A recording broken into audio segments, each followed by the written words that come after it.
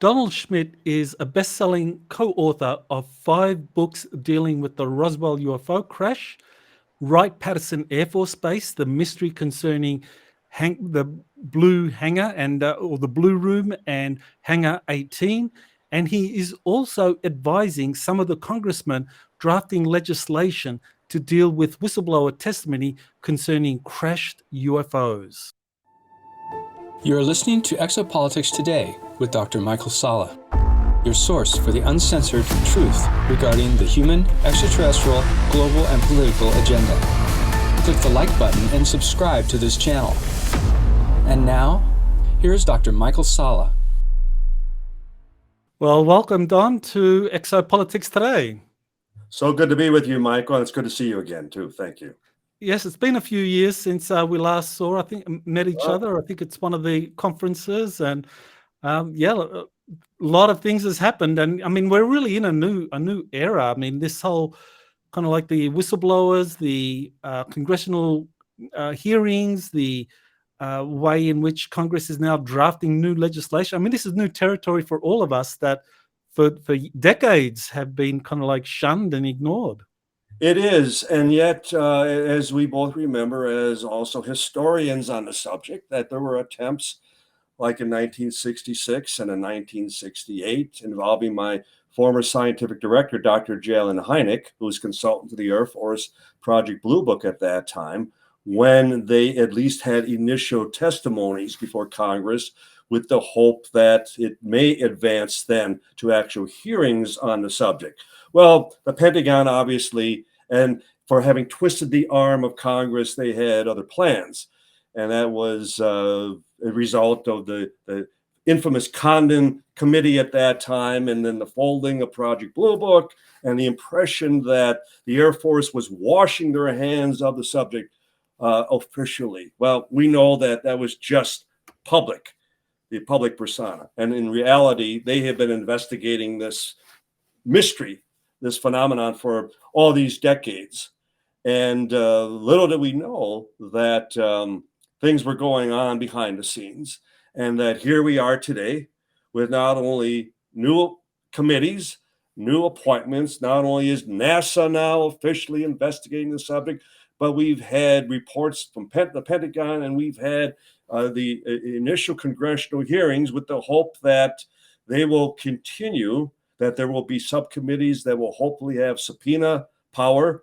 And that's where, once again, with our involvement, we hope to steer them and lead them and recommend specific people who they should subpoena, who they should interview, such as the CEOs from Boeing and Lockheed and Los Alamos and Patel Institute and so on. And so that we can really get to the meat of the people that have been sitting on the truth regarding this subject for all these decades.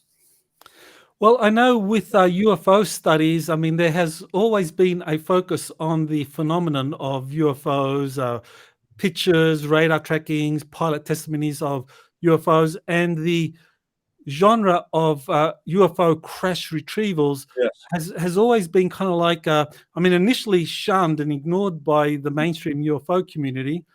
But in the late 70s, it suddenly started to get the attention of some prominent researchers. So how did you fit into that? Because I know you work with J. Allen Hynek, and he was part of that old school of just focusing on UFO sightings. So how did you get interested in these crash retrievals and the Roswell crash in particular? Well, Hynek, as an astrophysicist, as an astronomer, he had just a tremendous difficulty in accepting the traveling as far as of a spacecraft from one star system to another. He just, the distances were just insurmountable to him.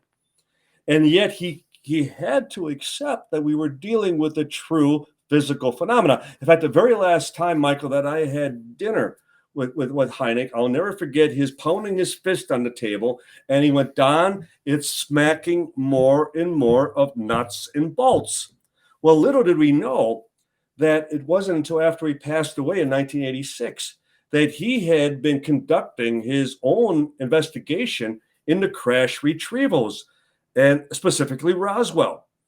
and that he was earmarking these interviews and suggesting that we needed to follow up. We needed to actually further investigate these cases because therein would potentially lie the greatest evidence. The fact that no longer would we be just chasing, glimpses of something in the nighttime or daytime sky, but that we could actually point to Washington, we could point to the Pentagon, we could point to Wright-Patterson Air Force Base and say that you are housing, you are preserving, you are maintaining and keeping secret the biggest story of the millennium, that you actually have the physical hardware in your possession.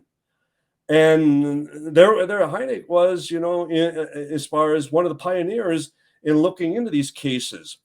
And as late as 1985, I was still very much the skeptic. I too, was being approached and, well, Don, what do you think about crash retrieval cases? And I just could not believe something of that magnitude could be kept a secret for all those years.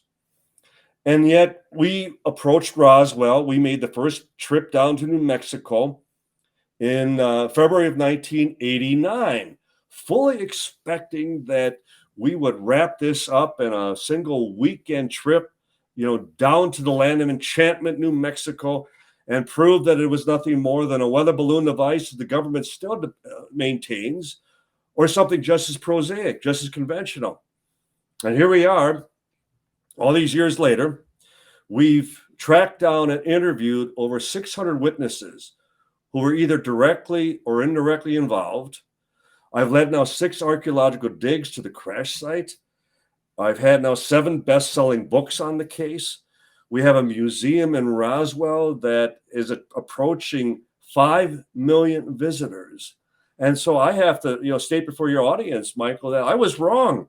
I was totally wrong when I was skeptical, when I could not accept the level of secrecy and the fact that now I can honestly state I am 99.9% convinced that Roswell indeed did happen, that it was the recovery of a craft and crew of unknown origin. And as far as I'm concerned, it should be on the front burner of the congressional hearings, because all they would have to say to the Pentagon is, we demand to see the bodies. We demand to see the physical evidence, the wreckage, the craft. And as a result, it would blow this wide open overnight. Overnight, we're no longer talking about eyewitness testimony. We're no longer talking about documents. We're talking about something they could actually hold in their hands. And that's where we keep pushing them in that direction. Call for the physical evidence. We're way beyond documents. We're way beyond video and photographs. We want to see the genuine article. Well, I know that there has been a kind of very interesting history in how the Roswell crash came to the public attention. I mean, of course, it happened in 1947, and then it wasn't really up until the 1980 that it suddenly got back into the public consciousness. Correct. And this researcher, Leonard Stringfield, in 1978 began giving these lectures on UFO crash retrieval. So how important was he in this whole kind of like readjustment from focusing on UFO sightings to crash retrievals? Leonard Stringfield, not only a dear friend, colleague, but he became a magnet because of that MUFON conference where he broke the story of crash retrievals, where he actually coined the very term crash retrieval cases at the conference in Dayton, Ohio, and how appropriate, right in the backyard of Wright-Patterson Air Force Base. And there was a level of, intrigue that took place. And Michael, you might remember that he was getting threats, and the media was just captivated by the idea that the government was actually housing, that they were sitting on, recovered crashed saucers and their crew. And Leonard, in spearheading that movement and then receiving account after account from whistleblowers, from people who demanded their anonymity. And Leonard was such a gentleman. He was so professional that for even all of the efforts of Hynek to try to get him to break that level of confidentiality, and he just refused to do it. Hynek even brought in astronaut Neil Armstrong, who would assist him in looking into these cases. And Len was still hesitant. He was still balking at the idea. I made a promise to these people that I would not, reveal their names. And true to form, Len, right up to the time he died, he did not break that confidence. So, it serves as a wonderful example to all of us that we would expect people to confide of something of this nature. And that's where, like the David Grushes, who the whistleblower who talked about the physical threats, who talked about that the military has even gone beyond the threats, has taken action. And I can vouch for that with the Roswell witnesses, that we have dozens of civilians who were threatened. We have parents who were threatened that they would kill their children should they ever talk about this in public. So you learn to quickly respect the level of not only of the caution involved, but the level of courage and bravery that it takes for these people to go public.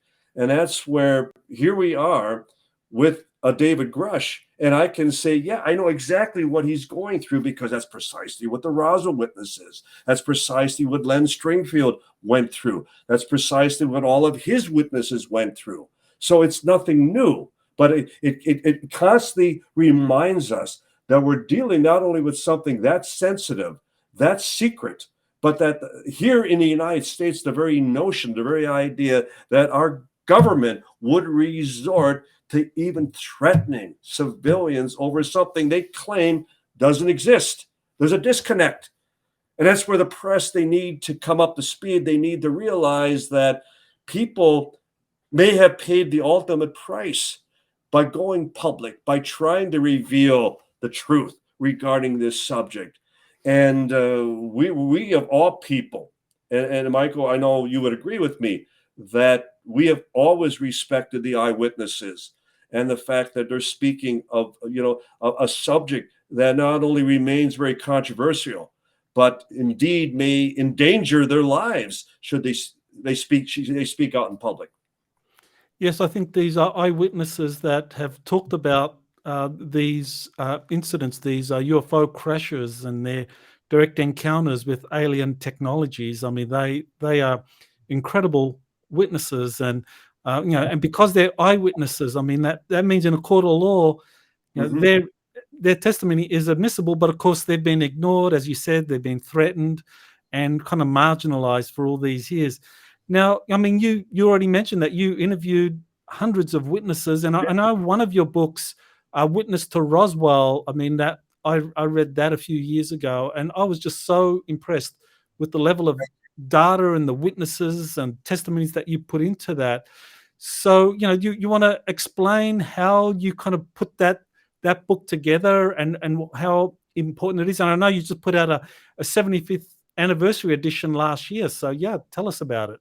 Well, thank you, Michael. And it was actually, it didn't require much thought on our part. The idea that here we had this growing number of eyewitness accounts, hundreds of firsthand testimonies, both military and civilian, and they were reading from the same script.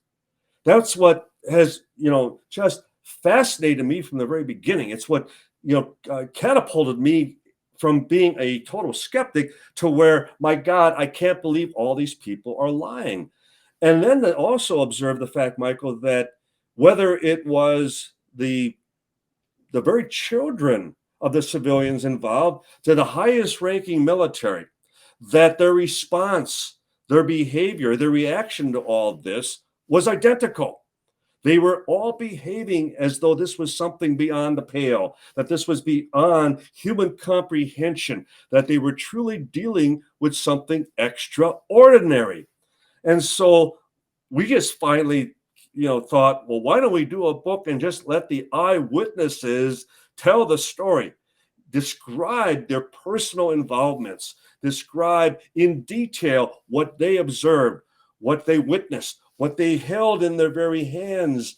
And we were able to do it chronologically, and we were able to juxtapose the military with the civilian, and how it all came together. One did not contradict the other.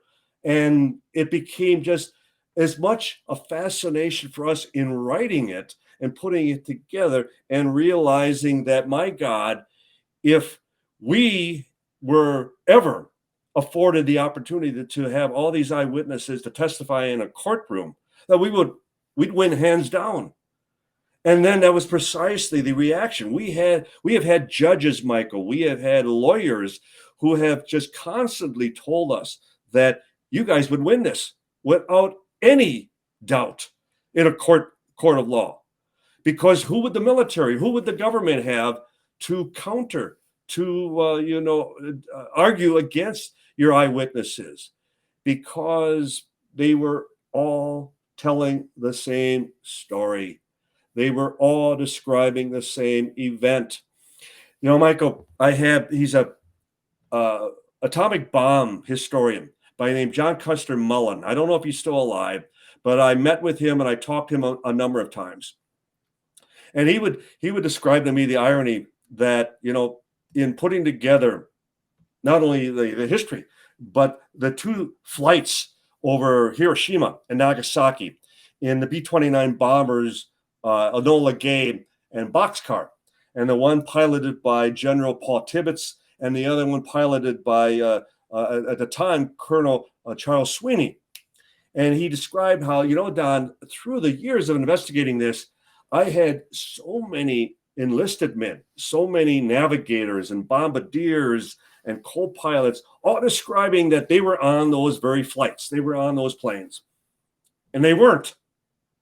And, it didn't disqualify the fact that those two missions took place, that those two, as far as atomic bombs, were dropped on Japan, which necessitated, the surrender and then the ending of World War II. And that's the amazing thing with Roswell, that we have never had anyone, well, you weren't on that flight. You weren't on that flight with the bodies. I was, that type of thing. That there was no contradiction. And again, that's why I used the description. It was as though they were all reading from the same script. And that, too, is what has always amazed me about Roswell, that they were describing something so profound and that it wasn't anything that they would have forgotten and is anything that the memory would have faded, because it stood apart from everything that transpired in their lives thereafter, because it was something unique. It was something, unprecedented. And that would smack of something almost at the level of a crash saucer recovery, that it would be something that unearthly, that there was nothing else to compare it to.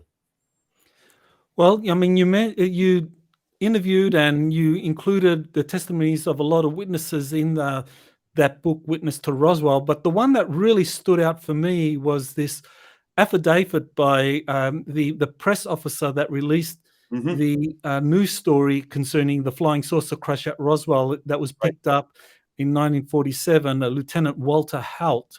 Right. And, I guess you got to interview him, and many times. He had this affidavit and he described the cover-up. I mean, it wasn't just a matter of him kind of knowing about the crash, but he described the official cover-up that was set up. And his testimony to me is kind of like gold in understanding this officially sanctioned cover-up of these crash retrieval operations going back at least to the Roswell. So you want to tell us about Lieutenant Haut and your interviews with him? I'm glad you mentioned that, because both George Norrie of Coast to Coast and even attorney Dr. William Burns maintained that the Walter Haut death statement is what convinced them beyond a shadow of a doubt that this did indeed happen. Walter was the public information officer. He was dictated the original press release for the Roswell Army Air Field, which happened to be the very headquarters of the first atomic bomb squadron in the world. They were the elite within the military at that time, where they selected the best officers, the best pilots, crew, doctors, nurses. They were all stationed in Roswell at the time of this incident. And so when this was reported, when this came in, and when the two officers, Major Jesse Marcel, who was the intelligence officer of the 509th, and the very head of counterintelligence, who was Captain Sheridan Cabot, when they were dispatched by the very base commander, Colonel William Blanchard, to go and investigate, to check this out. And when they returned with the wreckage, some of the wreckage, and that very day, that afternoon, they put out the press release at noon, Mountain Standard Time, on Tuesday, July 8th, that they had actually captured a flying saucer. Walter Haut was the one who wrote up that press release as it was dictated to him by his very boss, the base commander, Colonel Blanchard. Now, in Walter's statement, which took us years to get him to do, because all he would ever admit to us was that I typed up the press release, I hand delivered it to the two newspapers in Roswell and the two radio stations. That was the extent of my involvement. End of story. But he always talked about how he was as close to Colonel Blanchard like a nephew to an uncle. He was his favorite son. Their offices adjoined, and we just could not accept the fact that he did not take him in to his confidence and tell him the full extent of this incident. And so we finally came up with the idea, Walter, what if we were to do a sealed statement for posthumous release, that we would prepare this with the assistance of a law firm. We would put this together based on all the testimony you provided us off the record, that you had no intention of it going public until after you were gone. And that's precisely what he finally agreed to. So the statement was prepared. He read through it. It was witnessed by his daughter. It was witnessed by a notary. It was also witnessed by another private individual. And he read through it, and he agreed 100% that this is what he witnessed. This is what he participated in, and what he finally agreed to signing. And it was 2 years after he had passed that the family finally disclosed it. They released it. And it was in total compliance to what other witnesses had described.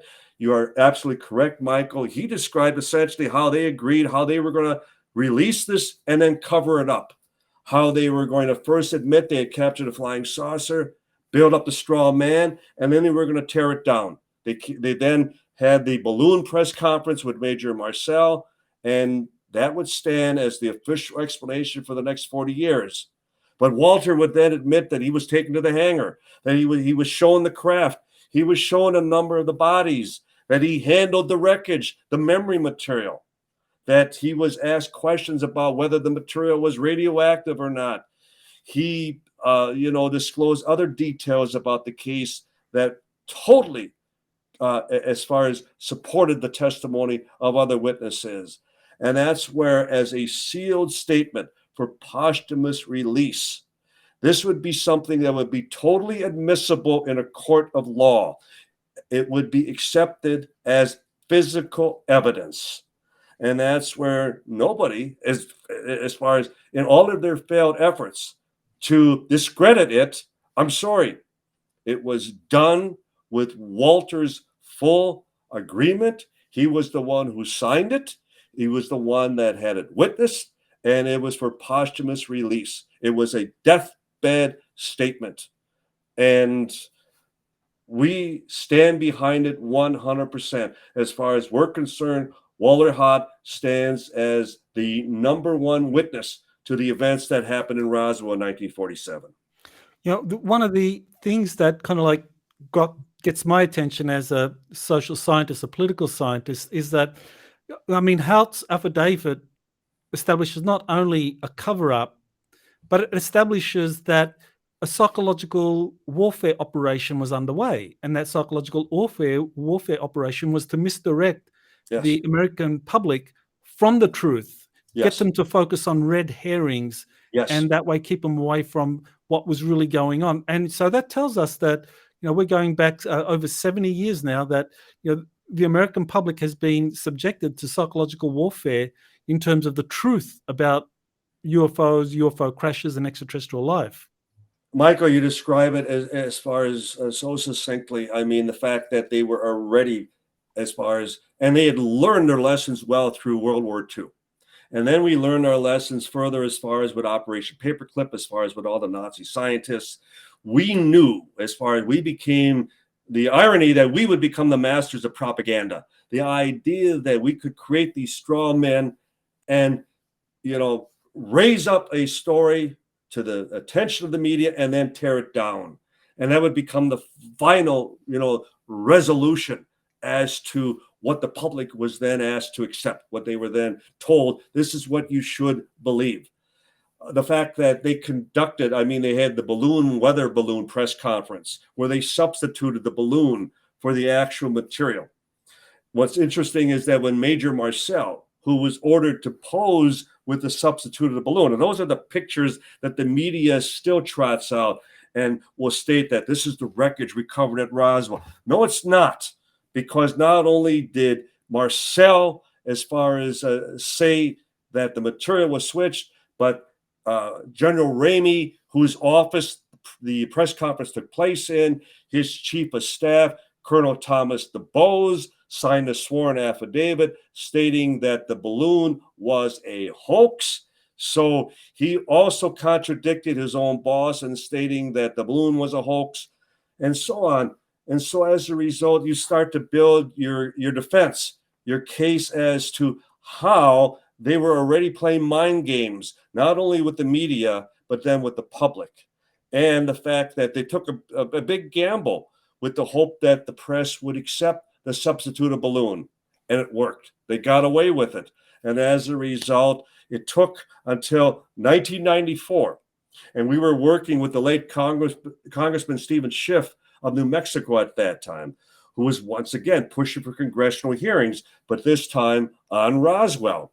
And it was Colonel Richard Weaver at the Pentagon in September of 1994. The Pentagon had a press conference where they acknowledged that they lied about the original balloon explanation, but they trotted out a new theory. And they came out with the same balloon, the same materials, the same neoprene rubber weather balloon, and a radar reflector kite, a foil, wooden sticks, string, and tape, off-the-shelf material that a 5-year-old child would have recognized. But this time, the new explanation was that it was a Russian spy balloon project called Mogul. That the theory was that if the Soviets were to detonate the first atomic bomb, which they did in August of 1949, that in the summer of 47, they were launching these balloons with an acoustic listening device, a sonobuoy. The thought being that should the Russians detonate the first bomb, we would pick up the shock wave in the upper atmosphere. Well, the project failed miserably, and the project did exist. But did it serve as the explanation to Roswell? Not for a second. It's the same balloon, same materials, but just that the project was classified, top secret at the time. So then they had the problem. Well, you have all these witnesses who are also describing bodies.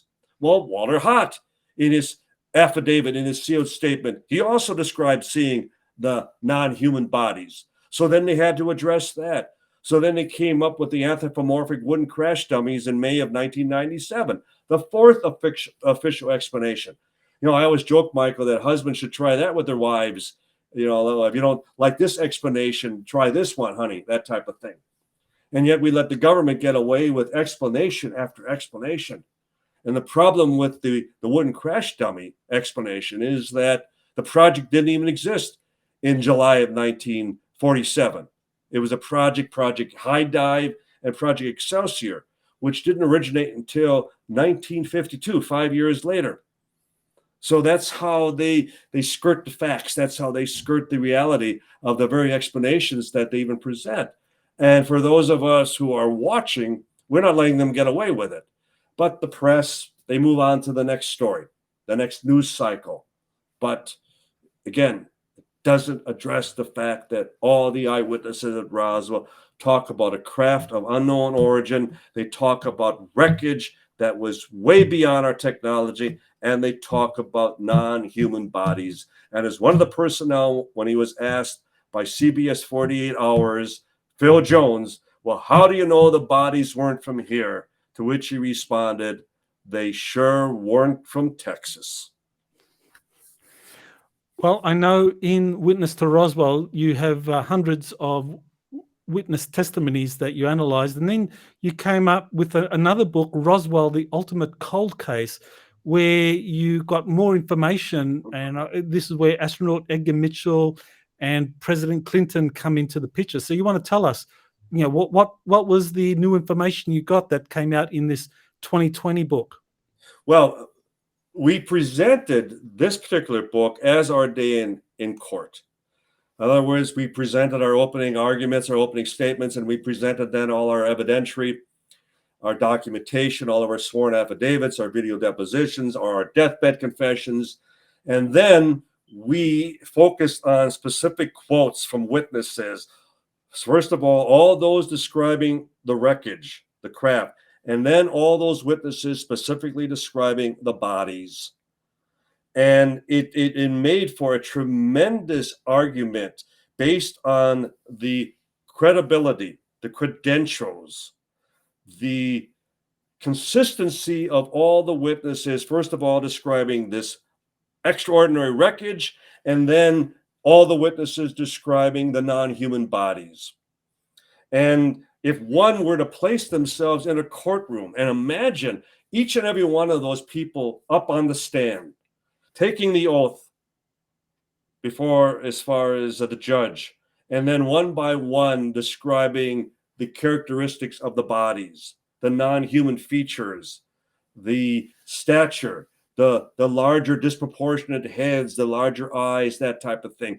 And one by one, all describing the same features, the same characteristics. And so we saw that with this type of book, we could actually say, case closed. We've proven this because we feel that we have taken this into the courtroom, and we feel that we have proven it beyond a shadow of a doubt. And then with the likes, as you mentioned, with a doctor, Apollo 14 astronaut who walked on the moon, Edgar Mitchell, who lived south of Roswell at the time of the incident. He was in the Pecos Valley region, south of Roswell. He was going to high school at the time. And so he knew a lot of the people throughout the area, including the military. And then when he would have the opportunity, not only at NASA, but then also at the Pentagon, and he would constantly have people fire him, high-ranking officers, because of his original association with the Roswell region. And they would tell him that it happened, that they were there personally, and they witnessed this, they handled this, they experienced this, and how they were all sworn to secrecy, that they were not to ever describe this beyond their inner circle, so to speak. But they felt that Mitchell, who, with his credentials, had earned the right, who they felt that he needed to know. And so often when I would be with Edgar, and we would be on television, we'd be on the radio, and we'd be off mic, we'd be off camera, and he would ask me, Don, did you ever talk to General so-and-so? Did you ever talk to Colonel so, and that type of thing? And how often I could say, as a matter of fact, Edgar, yes, I have. And then we would exchange notes. We would, share the same testimonies, and they were spot on. And Bill Clinton, the fact that he has made repeated statements concerning Roswell. the very last time that he was on the Jimmy Kimmel show, and that he talked about how they had looked into the documents regarding Roswell, and they came up wanting. He was not satisfied that they were telling him the truth. And I always point out, Michael, that when I bring up the fact that would anybody believe that Roswell is mentioned in Ken Starr's report on the Monica Lewinsky affair? And everybody goes, well, of course not. How could I believe that? That's impossible. I can't believe that. There would be such a connection. And I point out that when the grand jury subpoenaed the book that Monica Lewinsky had gifted the president for Christmas, and when they retrieved it from his private study, they found the book sandwiched between two books. One was a book on Winston Churchill, and the other was a book autographed to the president entitled UFO Crash at Roswell by Kevin D. Randall and Donald R. Schmitt. It was a book that we had presented to the president. And there it was in his private study. So yes, the president has read our books on Roswell. The Witness to Roswell book was also autographed and handed to him by executive producer Paul Davids, who did our Roswell movie. And he handed him a copy of that book as well. So President Clinton is no stranger to Roswell. And hopefully someday we will actually meet and he can ask us whatever questions he likes, because God knows he's not going to get the truth from the Pentagon, because they have a way of even preventing the president from knowing the truth about the subject of UFOs. So your books have very clearly established that the Roswell crash happened in 1947. The debris was there, it was recovered and taken away. And so you followed the kind of like chain of events to the next step, which was the debris, the bodies was taken to Wright-Patterson Air Force Base. So you want to tell us about that and the book that you wrote that kind of like, again, puts together all the eyewitness testimonies that show where the debris was taken and what happened to it. Well, it just was an automatic segue as far as just a continuation as far as on the events. The fact that we had firsthand witnesses describing how they were piloting, how they were the crew on specific flights that went directly to, at the time, Wright Field in Dayton, Ohio. And the former base commander at Wright Field, who in 1964, Wright-Patterson Air Force Base, was at that time colonel, and at the time in 64 was General Arthur Exon. And Exon was with T2, which would become Foreign Technology Division at Wright Field in July of 1947.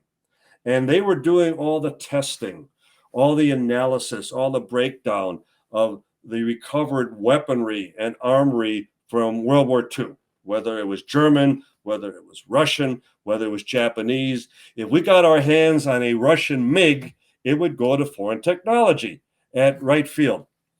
And so it made perfect sense that the materials from Roswell then went on to Wright Field. Well, it was in the press at the time. Even the Pentagon acknowledged that the materials from Roswell were going to Wright Field for testing and analysis. It's a matter of documented historic facts. And then the obvious question is, why would there be the need to send a weather balloon, again, off-the-shelf material that a 5-year-old child would have recognized? Why would there be the need for it to go on to Wright Field for testing and analysis? So there is that disconnect. And Exon, who later would become a base commander at Wright-Patterson, he happens to be at Wright Field when the materials at Roswell came in.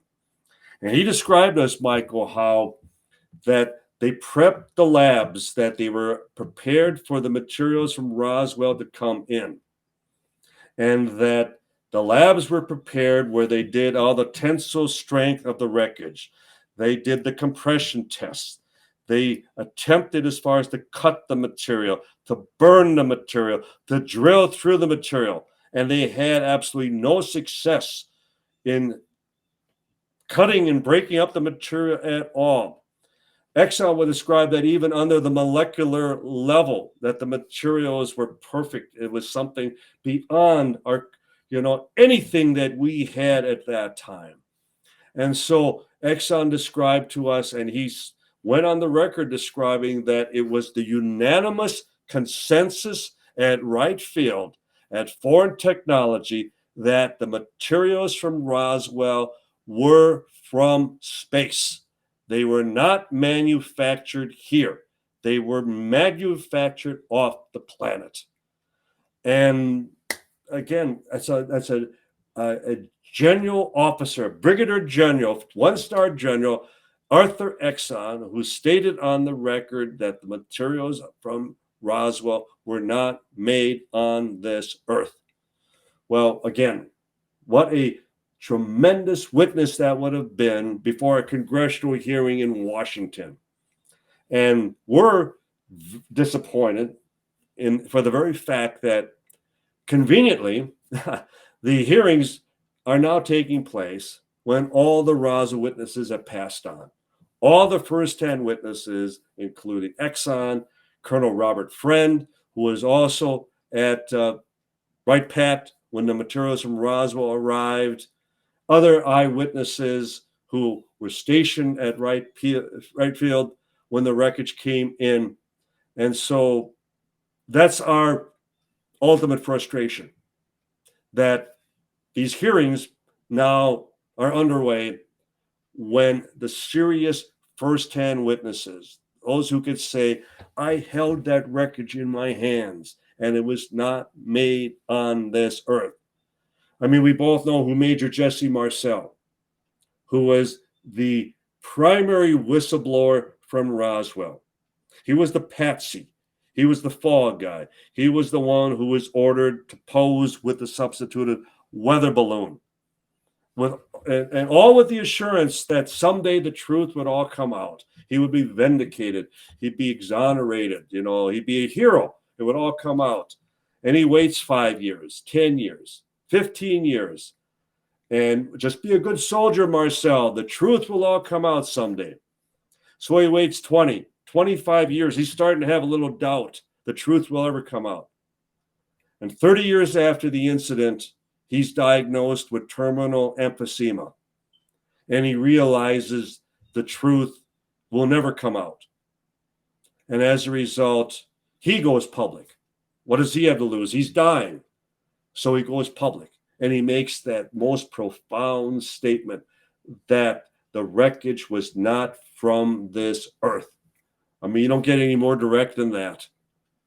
And so what has just been a tremendous adventure in putting this all together ever since Marcel went public in 1978, and ever since we started our own independent investigation in 1989, that all the eyewitnesses agree with Marcel. There isn't a single witness that the military has been able to provide that can contradict that point, that can say, oh, no, it was a balloon. It was balloon wreckage. It was a radar reflector kite. It was a rocket. It was a plane. It was a jet. No, not a single one. And we have hundreds. And sadly, the Marcels and the Ricketts and the Blanchards and the Easleys and the Saunders and on and on and on never lived to have the chance to finally state before a congressional panel, we were there and we held it in our hands. It was not from this planet. Wouldn't that have been just the ultimate disclosure? Well, there's a very interesting connection with the Wright-Patterson Air Force Base, which has been known as the Air Force's premier facility for researching foreign technologies. So they bring the craft, the debris from Roswell, the flying saucer, they take it to Wright-Patterson. Mhm. But also the Wright-Patterson is where you have a lot of these Operation Paperclip scientists. A lot of Yes. the German scientists that were working on a similar flying saucer program in Nazi Germany. You had the rocket scientists taken to White Sands under Werner von Braun, Correct. but the others went to Wright Field. So they were working not on rockets; they were working on something else. So what do you know in terms of that connection between the German scientists, Paperclip, flying saucers, and Roswell? Now, just imagine you talk about where we had the race as to who was going to arrive at the fall of Berlin, at the tail end of the war, as far as in the European theater in World War II. And we made sure that we grabbed up as many of the Nazi scientists as we could. And we got the cream of the crop as far as I've been able to determine. And they were housed at Fort Bliss in El Paso, and they were moving back and forth between there and the White Sands Proving Grounds, which was just another hour to the north. We started to receive, Michael, testimony from some of the families, from some of their last attending physicians. And one specifically was Ernst Steinhoff, who worked directly under Werner von Braun. I mean, he was a rocket scientist. He was a rocket expert. And he described to his doctor a deathbed testimony. His family were also told the same thing, that they risked bringing a number of the Paperclip scientists over into Roswell to examine the wreckage. Now, why in God's name would you bring, the Nazi scientists in to look at pieces of a weather balloon? I'm sorry. Again, major disconnect. They brought these scientists at high risk, exposing them to the. Just imagine the controversy that would have developed as a result of, my God, you people are working, you're cooperating with the Nazi scientists, and yet they took that chance. And then beyond that, Michael, as you just mentioned, they also brought them over to Wright Field in Dayton, Ohio, for the same reasons, to become part of these crash retrieval cases, not only the wreckage, but also the bodies, because they wanted to make sure that this wasn't something that the Germans were experimenting with. We knew that the Nazis were potentially decades ahead of us in rocketry, in jet propulsion, even as far as Joseph Mengele, Dr. Death, as far as the experiments they were conducting as far as on human beings, and they maybe have created as far as bodies to look almost alien, has been theorized by some authors thereafter. So yes, Paperclip was definitely involved, and that just continued to demonstrate the fact that this was something so extraordinary that it was worth the risk of even exposing Nazi scientists and just trying to come up with answers. And it continues to demonstrate, Michael, that they had no answers. They were exploring every possibility as to what was the very nature behind what had transpired at Roswell. And they came up wanting. They came up empty-handed. And that's one of the reasons that to this day, I still feel that it remains a cover-up of ignorance, that in our own human arrogance, that we think that we can bridge the technology, that we can reverse engineer what essentially dropped out of the skies in 1947 and the cases thereafter, and that we're able to find the on button. We're able to reverse that technology. And like Will Smith in Independence Day, that he's able to jump into the cockpit of the alien craft and he's able to fly it like he's done it hundreds of times before. No.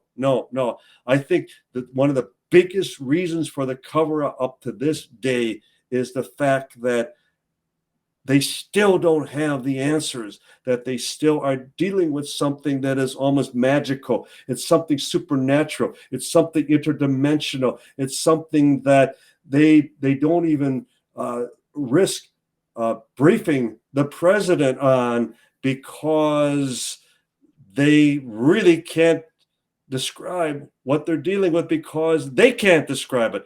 They don't know what they're dealing with. And I think that's why there's such a large faction at the Pentagon.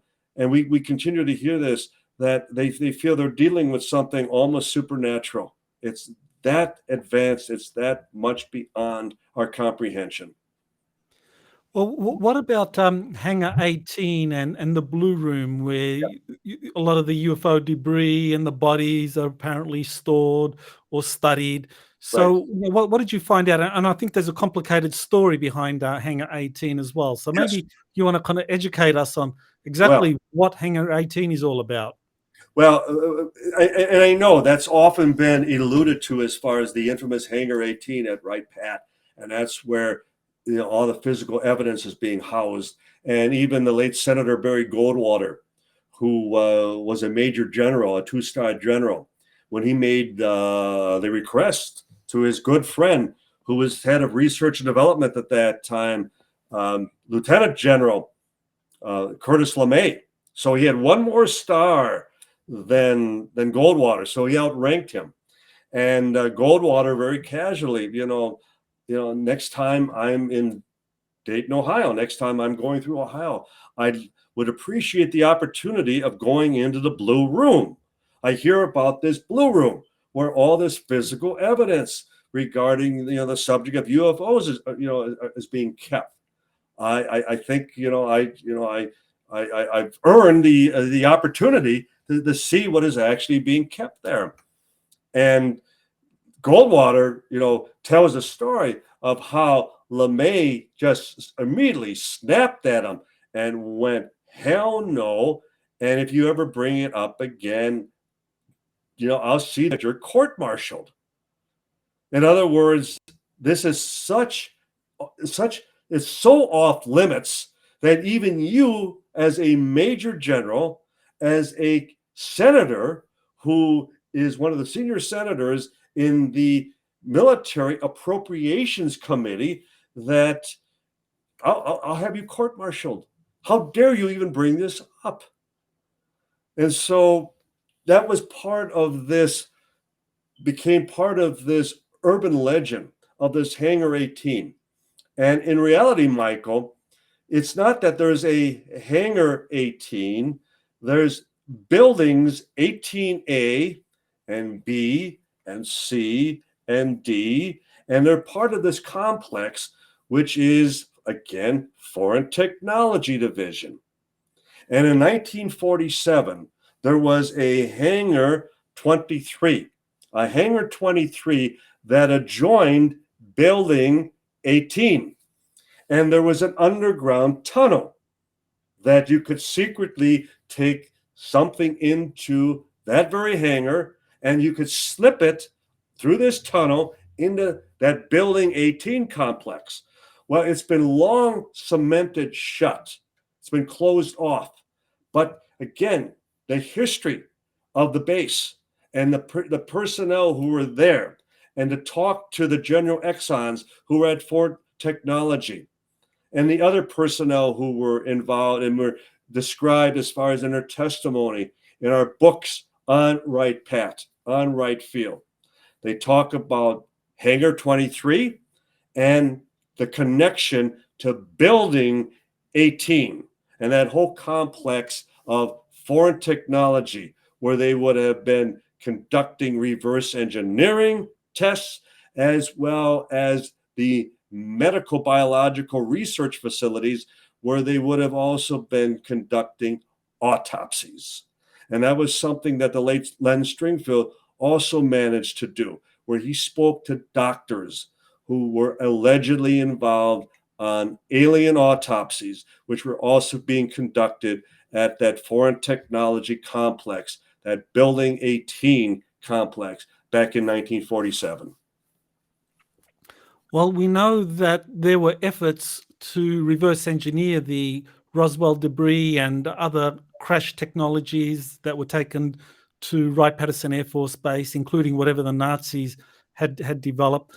And you mentioned that the technology was so advanced that that you question whether it's even today been successfully reverse engineered.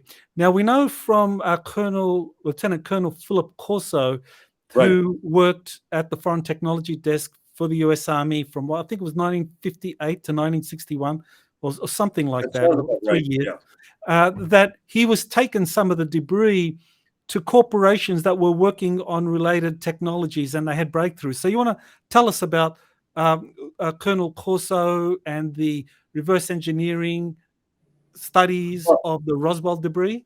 I had met Colonel Corso on a number of occasions. I had interviewed him, and I found him to be very believable, very sincere.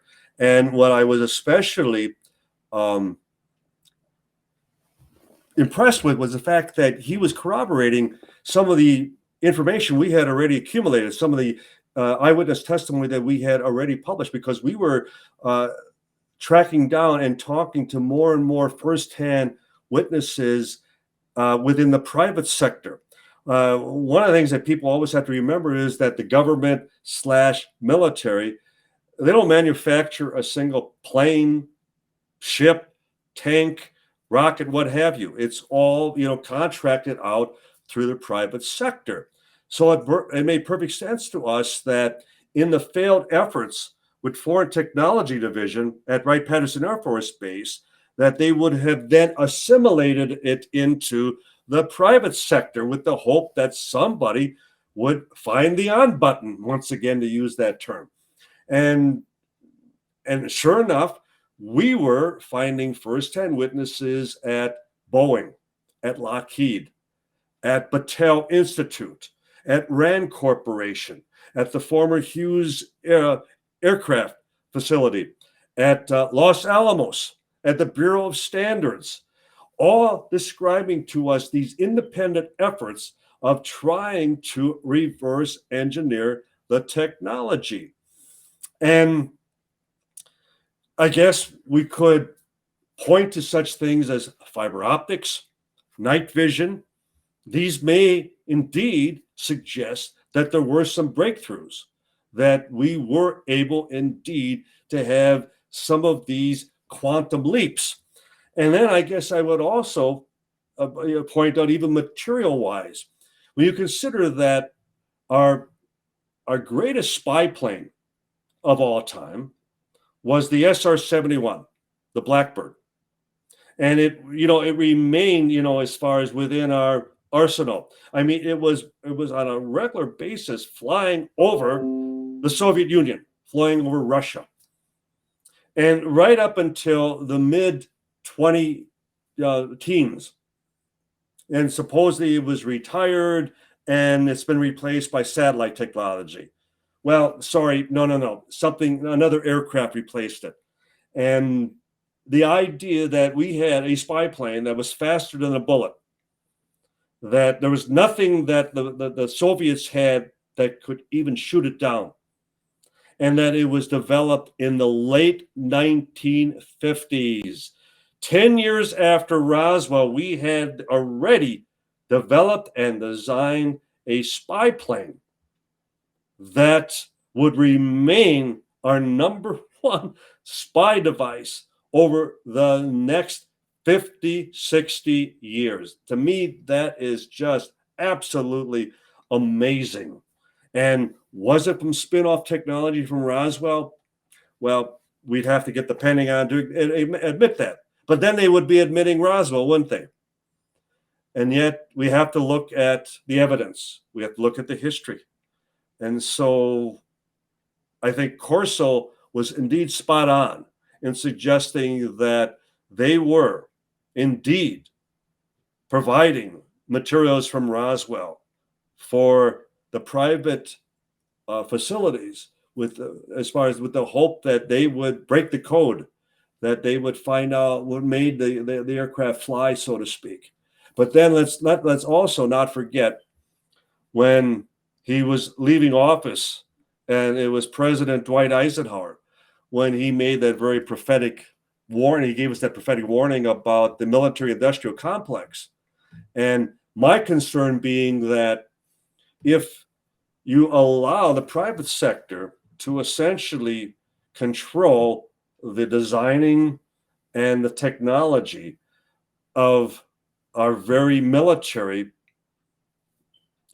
position as far as within the worldwide stage, where we stand as a superpower above all other nations, and the idea that they would have in their possession alien technology, that would then they would then rise to the point that they would control not only the budgets, but they would control the outcome. They would then have a position and a power over the Pentagon that I don't think the Pentagon ever foresaw or ever imagined that we would be dealing as far as with an alien technology that, as the late Stan Freeman would suggest, the first one to reverse engineer the technology would rule the planet. And I think that's the reason that there's been this race ever since, not only to the moon, but who was going to break the alien technology first. And it all began back in 1947 with Roswell. Well, now we've had recently hearings, the very first hearing in the US Congress where a whistleblower has come forward, David Grush, on July 26, where he says that even though he didn't handle the technology, he didn't see it himself, that he knows of 40 people within the corporate military world that are working on these reverse engineering projects concerning retrieved extraterrestrial spacecraft. So do you want to talk about David Grush's testimony and what you know of the hearings and them being set up? Well, one thing we have to at least distinguish the difference between a true whistleblower, which Grush is not, because he's secondhand. He's reporting what he's heard, what he says he's heard from first-hand individuals. Those people would be whistleblowers. And those are the ones, and he has stated that he has provided those names behind closed-door sessions with the Congressional Committee. And these are the people who should then be subpoenaed. These are the ones who should be able to then provide their bona fides, so to speak, and demonstrate the documents, the photographs, the film, video, and possibly and potentially even where physical evidence is being preserved, where it's being housed to this day. And so Grush can serve as that linchpin. He's the one who, can then provide the roadmap as to who they need to testify, who they need to talk to, who can provide them with this firsthand testimony. And that's what makes him so crucial in all this. And also for the fact that he is also verifying, he is also corroborating the fact that people have been in harm's way for no other reason than knowing the truth, for knowing where the materials are being preserved. The fact that people at great risk as far as to their physical well-beings, to their health, have been sitting on this testimony, sitting on this information all these years because they've been threatened, because their families, their very children have been threatened. And this totally corroborates what our Roswell witnesses have been telling us all these years as well. And so that too, it smacks at the level of just how sensitive, just how important this all is. And I think we also need to acknowledge the fact that how does the Pentagon respond to all this? Well, they try to discredit Grush, that he's suffering from psychological stress, as far as syndrome, that he has had he's had mental health issues because of the fact that he performed his military duty and he was exposed and saw certain things that caused him mental anguish, that have caused him mental problems, flashbacks, nightmares. Well, I'm sorry, that's what happens with human beings that see such things. But again, par for the course. That's how the Pentagon, throws their own under the bus. Well, interesting enough, that's exactly what they did with astronaut Edgar Mitchell. That up until he testified and made public statements regarding UFOs, regarding Roswell, he was a national hero, walked on the moon, Apollo 14, famous astronaut. But the moment he went public about UFOs, senile old man. Oh, that's what happens when you've spent too much time out in space. So again, it's the same game. And I know you would agree with me, Michael. We're getting tired of the fact that the moment someone of high authority goes on the record regarding UFOs, and just like that, they're pariahs. It's taboo. They have to be discredited. We have to make sure they rule the day, that they regret that they ever said anything truthful about the subject. And someone in the press, someone on Capitol Hill has to go, wait a minute, why do you need to discredit them if they're telling tales of fancy, if they're describing tales of the silly season, if they're describing nonsense, if they're describing pink elephants, that type of thing? Why are you bothered if they're just describing things that are easily discredited? As the old saying, you only take flack when you're over the target.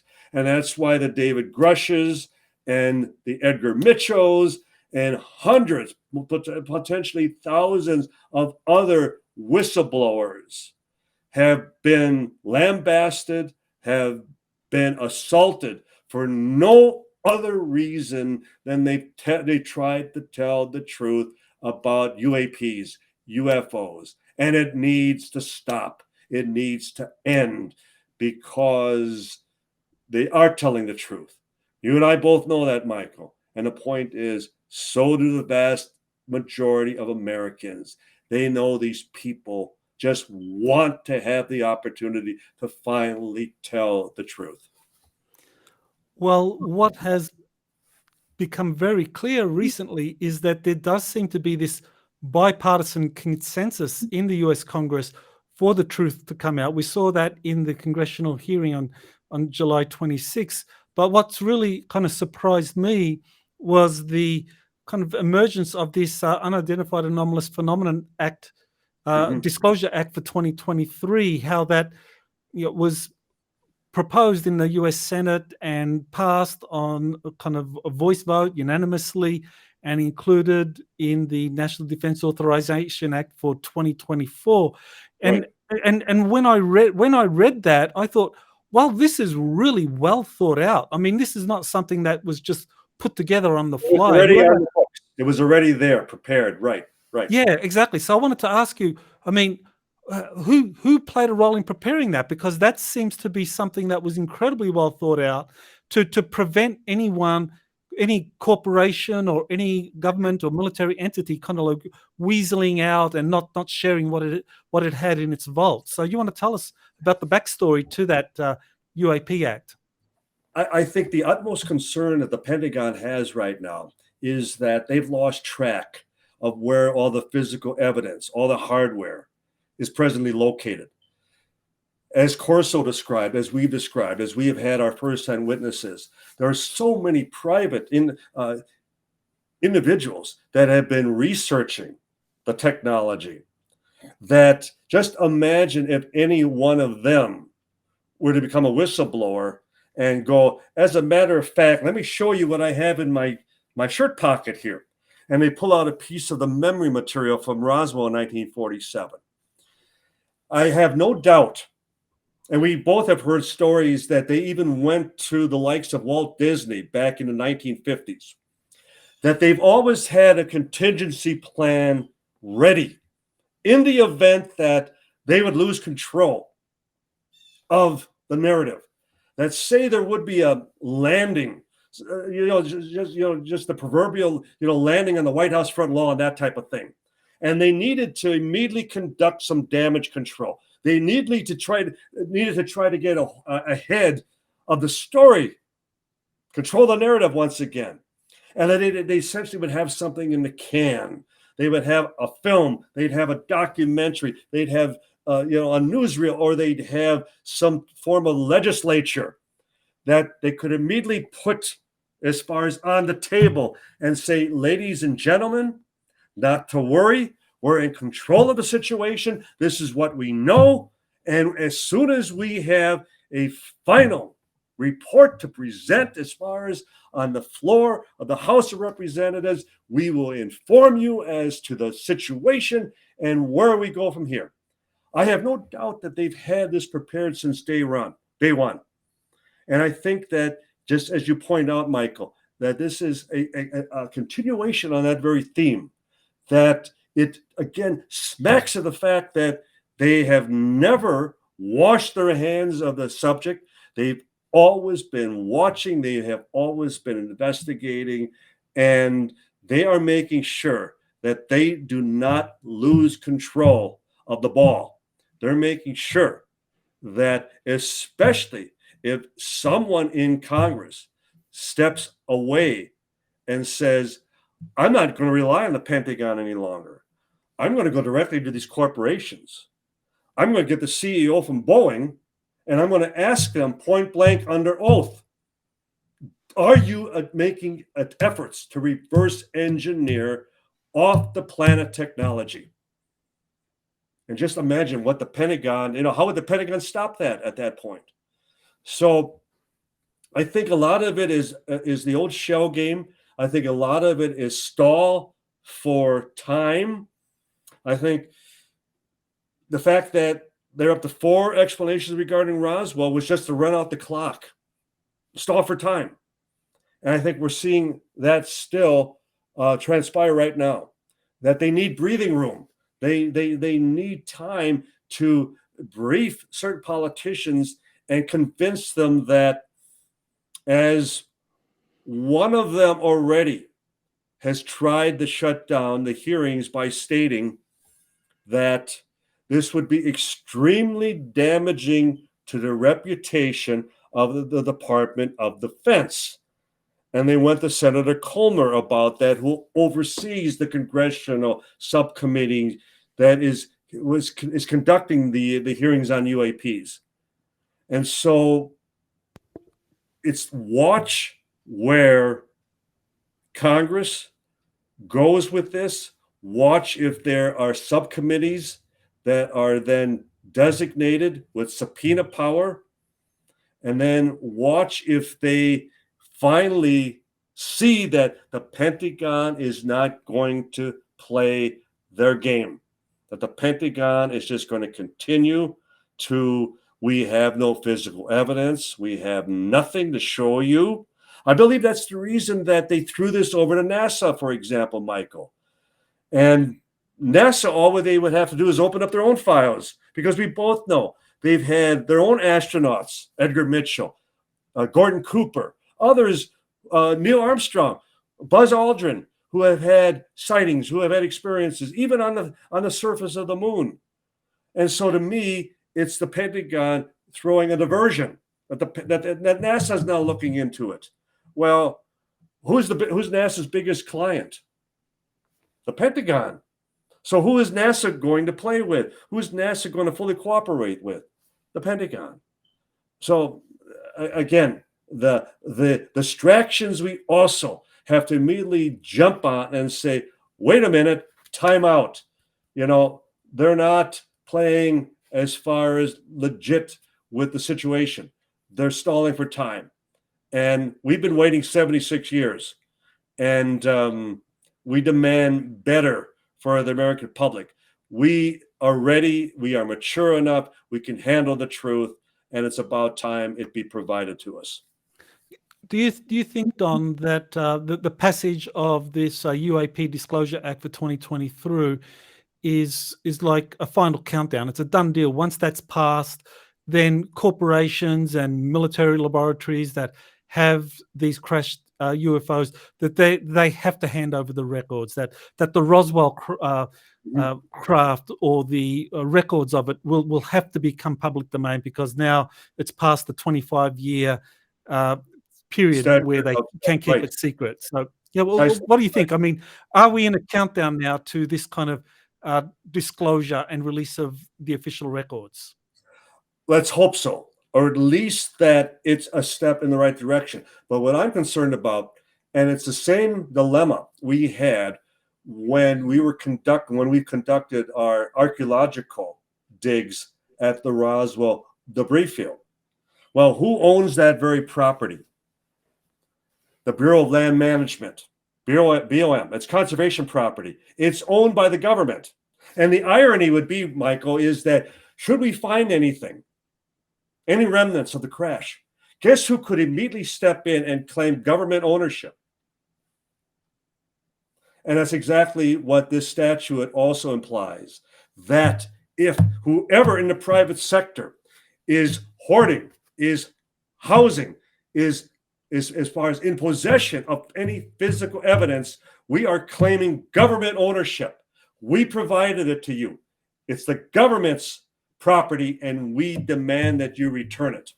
So wouldn't that be just the ultimate, as far as a situation that it would finally be acknowledged, but the government could claim, but we own it. And now we will determine as to whether it shall be released to the public or not. That's why we have to stay in good standing with our representatives. And that's why your audience, we all do. We have to keep the pressure on. We have to keep writing letters to our representatives. We don't want this just to be another 24-hour news cycle. We see that the mainstream media quickly moves on to the next news story. This is too big. We're talking the story of the millennium, and we have to keep the pressure on. Okay, so this is my last question, and it's probably a critical one that people are going to be debating for a few years now, which is that David Grush and other people that have come forward, spoken to journalists like Michael Schellenberger. I mean, they've described these reverse engineering projects in corporations, but they say that they've been unsuccessful. Right. That since going back to the Roswell 76 years ago, that those craft have been studied and they're too hard to understand and reverse engineer fully. Mm-hmm. And I think you kind of like agree with that. But then there's a lot of other witnesses saying that there have been alien reproduction vehicles that have been built, that secret space program exists. So do you want to talk about that? I mean, this debate between, some will say the reverse engineering were unsuccessful. Others will say, no, it was very successful. And Skunk Works is putting out a lot of these flying triangles flying out up there. Well, you make an excellent point as far as with all the triangles, which are being observed all around the world. And the idea that we're dealing with alien technology, I agree with you. I tend to believe that it's our own, and that we have advanced to the point that, and we've had, people in high-ranking positions suggest to us that you can take what we presently know of and what we actually are flying, what we've actually developed is 20 years already ahead, beyond like the stealth technology, beyond the SR-71, the Blackbird, that type of thing. That we will first hear about what we presently have 20 years in the future. So that would suggest that we have just some tremendously exotic aircraft, some breakthrough technology that clearly has been influenced, that may indeed have been reverse engineered from off the Earth technology. And we're just seeing the tip of the iceberg right now. And so I'm willing to accept the idea that the last thing that the Pentagon's going to admit that, it's all ours, that they would sooner us believe that we can't crack the blueprints. We can't we can't find the on button, that type of thing, after all this time, as juxtaposed to actually acknowledging that it's all ours and it's all alien influenced. Yes, I think that's very important to kind of like explore that that angle that some of these craft have been reverse engineered and are in operation today. So, Don, where do people go if they want to find out more about you, or they want to contact you, or read your books, buy your books? Well, books are all available at finer bookstores, Barnes and Noble, for example, and certainly Amazon .com. And our website, as I joked earlier, was hacked and it's crashed. So we are relying mostly on Facebook at the moment, because and it's something, and I do respond to all inquiries and questions on Donald Raymond Schmitt. So Donald and then Raymond and then SCHMITT on Facebook. And then we also have the website at the International UFO Museum and Research Center in Roswell, where I am the lead investigator, and also the Center for UFO Studies in Chicago and their website, and where I had served as Director of Special Investigations. I had worked with Dr. Hynek for 8 years prior to his death. So we're out there and we're in the field and we're on the battlefield. And I appreciate the opportunity, Michael, to report to the troops, so to speak. And again, I can't encourage your viewers enough to keep the pressure on Washington that this is our one, and it may be our only opportunity for a long time to come, and we have to take advantage of it. Let's keep the pressure on, and let's hope that Congress finally has a breakthrough, and then we can take our own victory laps. And we don't need to be part of the revelation of disclosure. We just want to be there when it happens, Mike. We don't care who does it. We just want it to happen. That's right. Well, I want sharing your expertise, your deep knowledge, and your decades of research on these very complex topics, and giving people some direction as to what's really going on. So thank you and aloha. Aloha, and I hope we can do it again. Thank you, Michael. It's a pleasure. You have been listening to Exopolitics Today with Dr. Michael Salla. Please remember to like, share, and subscribe to this channel. Join or start a conversation in the comments. Take the time to explore the vast library of best-selling books, webinars, and podcasts by Dr. Salla. Visit exopoliticstoday.com.